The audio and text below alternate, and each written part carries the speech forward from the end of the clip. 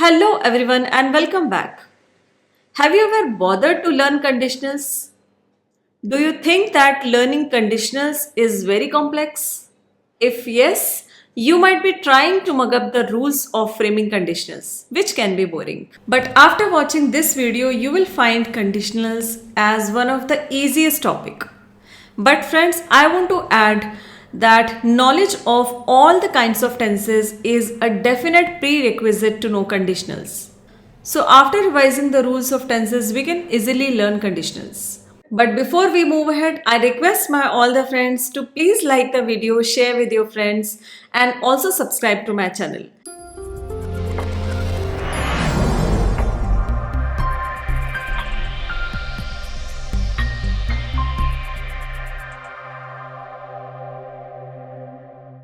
So let us see friends that what are conditionals and where are they used. Have a look at these sentences. If you touch ice, you feel cold. If it rains, we will stay inside. If you paint the fence, it would last longer. If she had slept late, she would have missed her flight. We often use such sentences in which the result depends on a certain condition. The condition can be real or it can be unreal. And such sentences often contains two clauses. They are known as conditionals. We have learnt about clauses. It's needed in this chapter. We are revising it once again. Here is a sentence. He is buying a shirt which looks very nice. It's a complete sentence, one sentence. But it is made of two clauses. The first clause is he is buying a shirt, and another one is which looks very nice. A clause is a group of words which is having one subject and one finite verb. Here also one subject, one finite verb. So he is buying a shirt here is independent clause, whereas which looks very nice is dependent clause. Here he is buying a shirt is main clause because it can stand on its own. But the subordinate clause, which is a dependent clause, always depends on the main clause to complete the meaning. For example, she is wearing a scarf which looks beautiful. The teacher asked a question but no one answered. Although he tried a lot, he could not climb up the tree. If it rains, I will stay at home. The blue colored ones are the dependent or the subordinate clauses because they need the help of main clause to complete in itself. If we say she is wearing a scarf, it's a complete sentence, no need to add any more words. But if we say which looks beautiful, then question may come that what looks beautiful. If we ask the teacher asked a question, it's complete. But if we say no one answered, then a question will arise in our mind that what had happened on which nobody had answered. Therefore, some sentences are made of two clauses in which one is main clause and another one is dependent clause. Now we can see carefully that two clauses are joined by conjunctions, which is a part of dependent clause. And here we can see if also because we are going to study all the examples with if. If is added with the dependent clause, not with the main clause. So we can see in these examples once again that if is added with the dependent clause. We have to remember this thing. Conditionals which are often called if clause sentences in which if is always added in the dependent clause. Now let's see how many kinds of conditionals are there. Broadly, four kinds of conditionals are used in English. Zero conditional, first conditional, second conditional and third conditional. Friends, most of the students get often confused that how to identify conditionals and what rules are applied to frame any conditional sentence. But I am going to give you a tip and shortcut after which you will be able to identify conditional in seconds. But first of all, we have to see all of them in detail, that what are they and where they are used. Number one is zero conditional. Zero conditional states a fact or truth or certainty. The main verb in both clauses is present indefinite tense, and if clause is always used in the dependent clause. This we already know. For examples, if he gets a plate, he feels tired. Both the sentences are in present indefinite tense. And if we remember the rules of present indefinite tense, we use first form of verb or SORES with the first form. We use SORES when the subject is third person singular. We use only first form of verb if we are using it with other subjects. So this tense chart is going to help you in conditionals because conditionals is all about tenses. Present indefinite, S or ES with the verb, it depends if the subject is third person singular. We have already learned in tense video lectures what are person, first person I, second person you, third person he, she, it, this one, etc. We is first person plural, you is second person plural, and they, those, many thing are third person plural. Out of these, with third person singular subjects only, we use S or ES with the verb. So because she is third person singular subject, therefore S with the verb. We can easily identify present indefinite with this rule. So both the clauses are in present indefinite tense, therefore these are known as zero conditional sentences. In these sentences, you may find that somewhere if sentences are in the beginning, friends, you can always reverse the position of the clauses. It is not necessary that if clause comes in the beginning. If clause can come after the main clause also. We have to make only one change in that we are not going to put comma if the if clause comes later.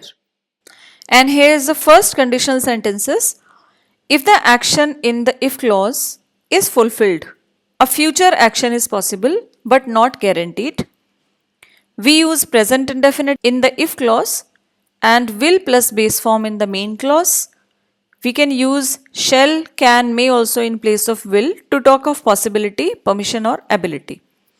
At first look, they may be looking very complex to learn, but we don't have to learn them because after completing this video, they will be automatically learned. Like if it rains, it will become pleasant. One condition is given that if it rains, a future possibility is given that it will become pleasant, but it is not guaranteed.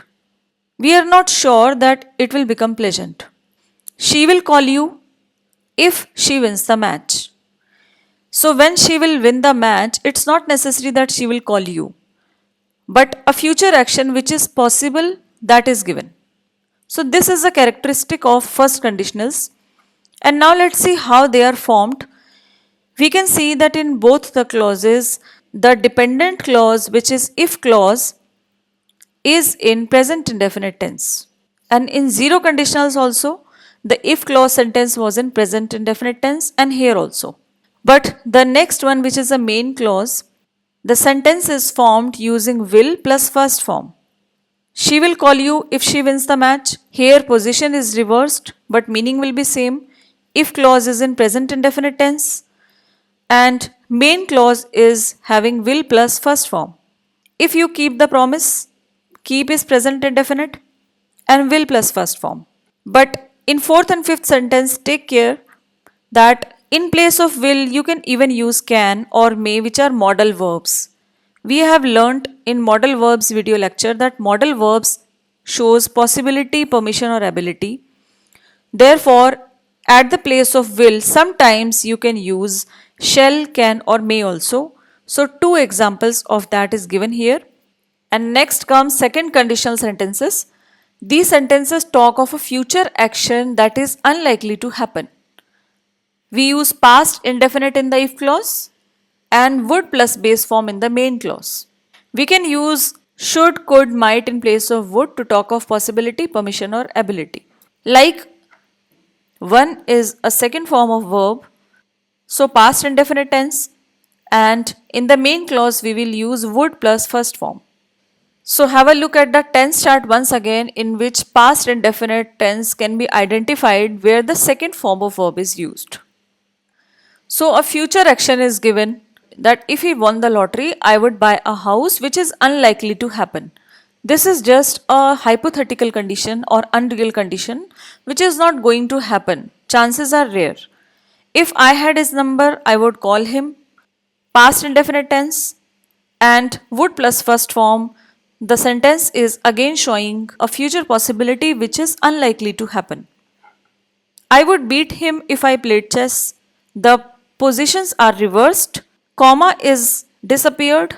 Now there is no need to put comma.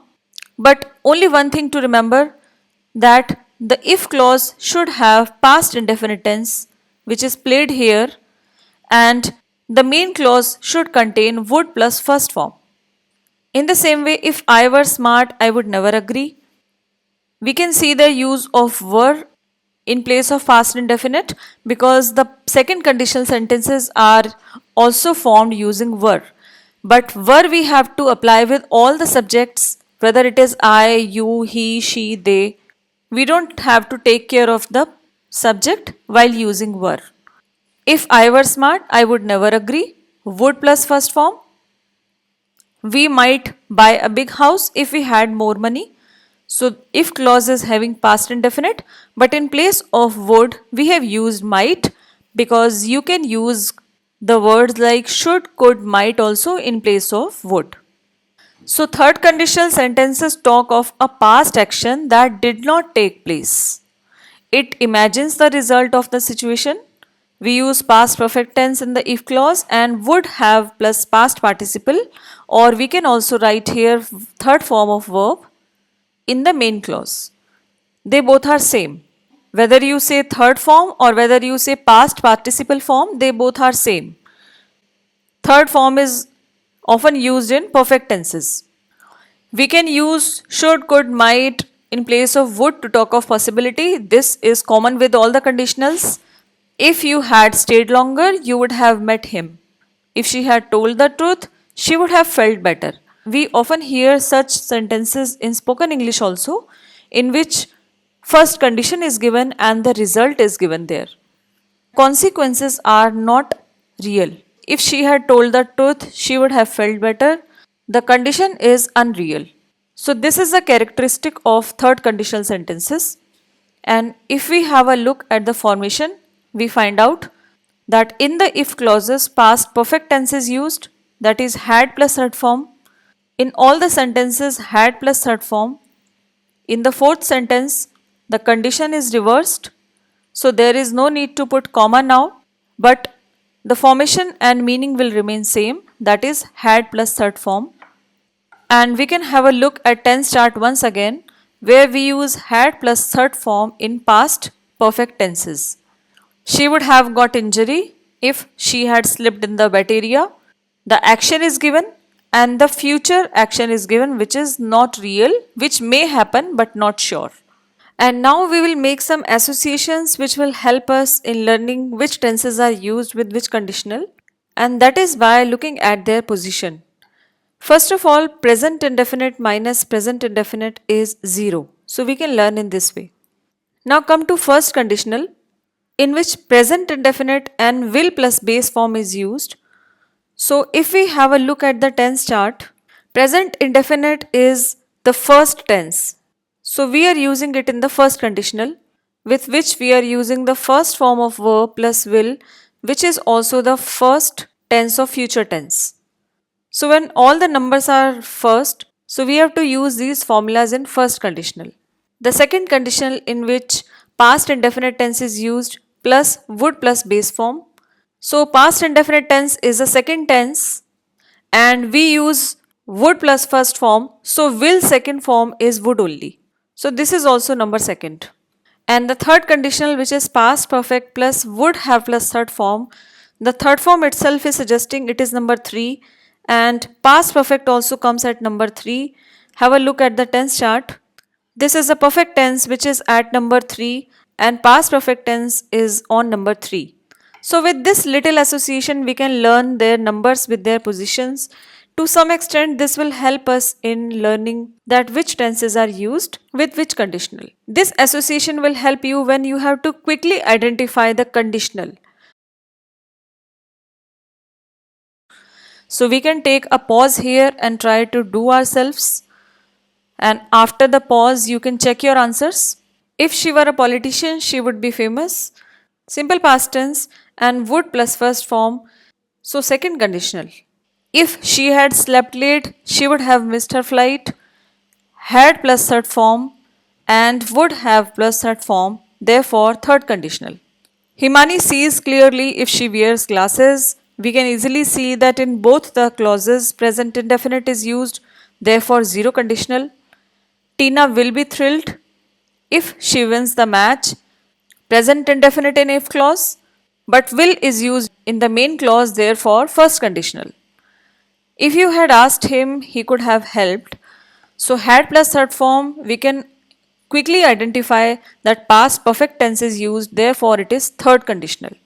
If you keep promise, I will make you leader, present indefinite, will plus base form. So, first conditional. If I had his number, I would call him, past indefinite, and would plus first form. So, would is either used in second or third conditional. So, we can identify that if second number of tense is used, that is past indefinite, so it will be second conditional sentence. If you mix hydrogen and oxygen, you get water. Both are present indefinite tenses, so zero conditional. If I had known, I might have gone to the party. Had plus third form. In one look, we have identified this is third conditional. We can confirm with the main clause, which is used with third form of verb, that is gone. So we had learnt that if third form of verb is used, that would be third conditional sentence. If she wanted, she could write a novel, second form, second form. So these are very easy to identify. If still any doubt remains, you can watch the video again and it will be clear. You can always ask me in the comment section if you have any doubt. I'll remind you once again to please like the video, share with your friends. Thanks for watching. Stay connected.